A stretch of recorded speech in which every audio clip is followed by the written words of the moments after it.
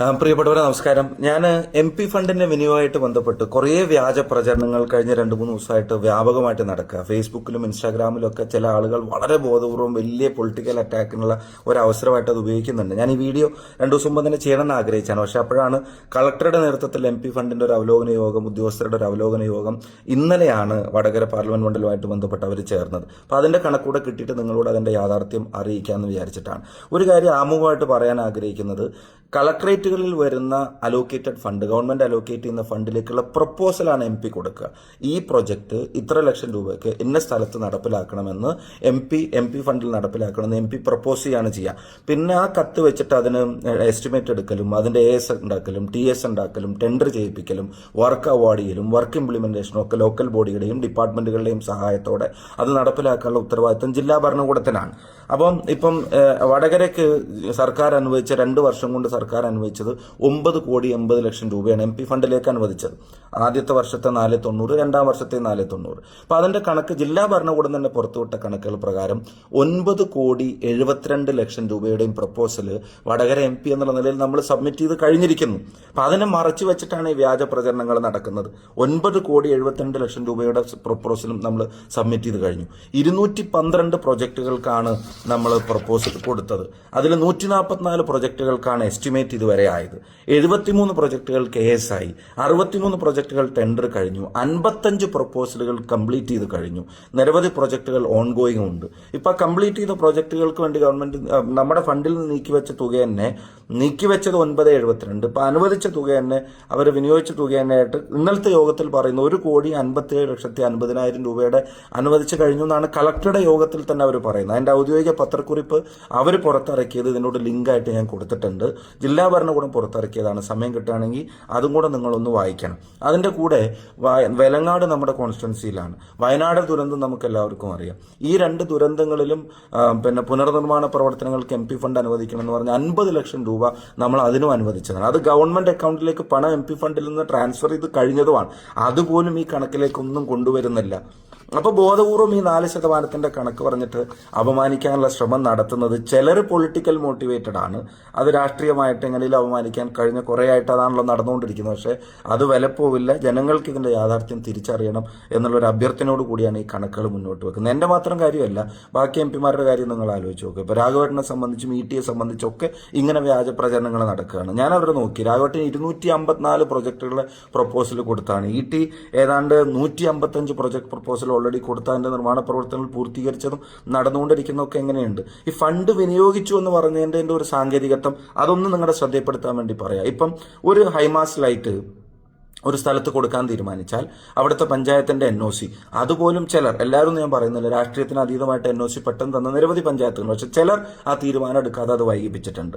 ആ NOC ലഭിച്ച് അവിടുന്ന് ഒരു ഏജൻസിയെ തീരുമാനിച്ച് അവിടെ ലൈറ്റ് സ്ഥാപിക്കാൻ ഒരു കോൺട്രാക്ടറെ ഏൽപ്പിച്ച കോൺട്രാക്ടർ അവിടെ വന്ന ലൈറ്റ് സ്ഥാപിച്ച് KSEB അതിന്റെ കറണ്ട് കണക്ഷൻ കൊടുത്ത് അത് സ്വിച്ച് ഓൺ ചെയ്താൽ ലൈറ്റ് പ്രകാശിച്ചു കഴിഞ്ഞാൽ, അത് പ്രകാശിപ്പിച്ചാൽ നമ്മുടെ ഉത്തരവാദിത്തം ജനങ്ങളോടുള്ളത് അവിടെ നിർവഹിക്കപ്പെടുകയാണ്. പക്ഷെ പിന്നെ അതിന്റെ സാങ്കേതികത്വം, അതിന്റെ ഫണ്ട് അത് വർക്ക് കംപ്ലീറ്റഡ് ആയിട്ട് പിന്നെ അത് അതിന്റെ പഞ്ചായത്തിൽ നിന്ന് ബ്ലോക്ക് പഞ്ചായത്ത് വഴി ജില്ലാ പ്ലാനിംഗ് ഓഫീസിലേക്കും അവസാനം ബില്ല് കൈമാറുന്നതിന് ഉൾപ്പെടെയുള്ള സാങ്കേതികത്വങ്ങൾ പൂർത്തീകരിച്ച് കോൺട്രാക്ടർക്ക് പണം കിട്ടിയാലേ ചിലപ്പോൾ വിനിയോഗിച്ചു എന്നുള്ളത് ഇവരുടെ ചില കണക്കിൽ വരുള്ളൂ. പക്ഷെ ജനങ്ങളെ സംബന്ധിച്ചിടത്തോളം ഫണ്ട് വിനിയോഗിക്കപ്പെട്ടതാണ്, അതിന്റെ സൗകര്യം ജനങ്ങൾക്ക് കിട്ടിയതുമാണ്.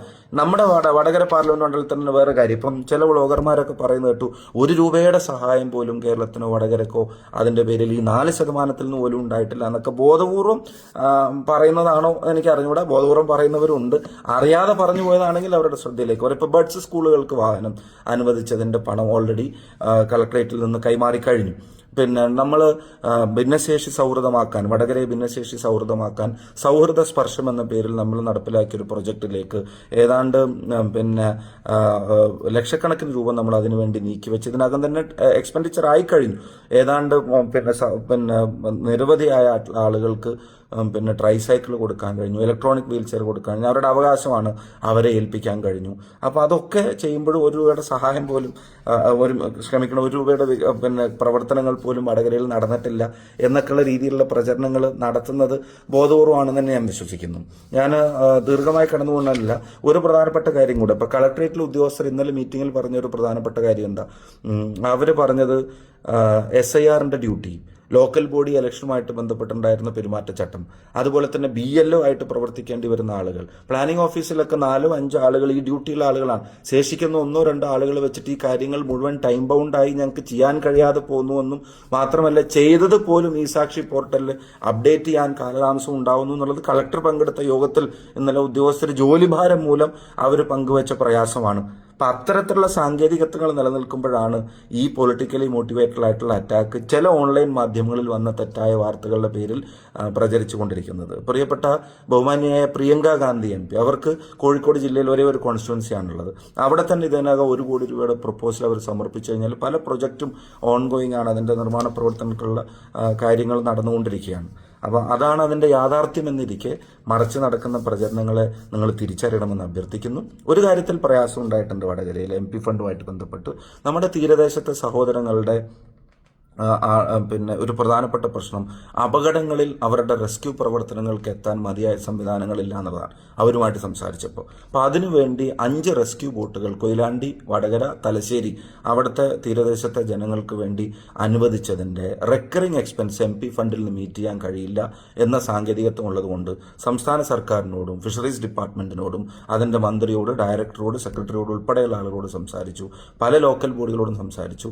വടകര മുനിസിപ്പാലിറ്റി ഒരു ബോട്ടിന്റെ റെക്കറിംഗ് എക്സ്പെൻസ് മീറ്റ് ചെയ്യാമെന്നും അടുത്ത വർഷത്തെ പുതിയ പ്രൊജക്ട് പ്രപ്പോസൽ അത് ഉൾപ്പെടുത്താമെന്ന് അവർ പറഞ്ഞിട്ടുണ്ട്. അപ്പോൾ അത് ലഭിച്ചാൽ റെക്കറിംഗ് എക്സ്പെൻസ് അതിൻ്റെ ഡ്രൈവർമാരുടെ സാലറി ഉൾപ്പെടെയുള്ള പെട്രോൾ ഡീസൽ എക്സ്പെൻസ് ഉൾപ്പെടെയുള്ള കാര്യങ്ങൾക്ക് പണം ലഭിച്ചാലേ അത് നമുക്ക് പ്രാവർത്തികമാക്കാൻ കഴിയുള്ളൂ. അതുമാത്രമാണ് ഒരു കാലതാമസമായി സാങ്കേതികത്വത്തിന്റെ പേരിൽ നടക്കുന്നത്. ബാക്കി നമ്മൾ അനുവദിച്ച റോഡുകൾ സത്യം പറഞ്ഞ MP ഫണ്ട് തികയാത്തതിന്റെ പ്രയാസമാണ് അനുഭവിക്കുന്നത്, അല്ലാണ്ട് ചെലവാക്കാതെ അവിടെ എടുത്തു വെച്ചിരിക്കുകയല്ല.